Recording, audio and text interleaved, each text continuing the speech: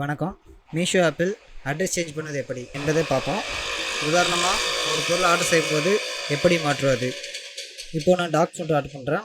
இப்போது வாங்க ஓகே பண்ணதும் 2 ஆப்ஷன் காமிக்குது. ஒன்று, எந்த பிரச்சனை இருந்தாலும் ரிட்டர்ன் பண்ணலாம். ரெண்டாவது, தவறானது அல்லது டேமேஜ் ஆகியிருந்தால் ரிட்டர்ன் பண்ணலாம். டாக் ஃபுட்டில் தவறாக அல்லது டேமேஜ் மட்டும்தான் பிரச்சனை வரும். ஸோ நான் 2வது ஆப்ஷனை ஓகே பண்ணிட்டேன்.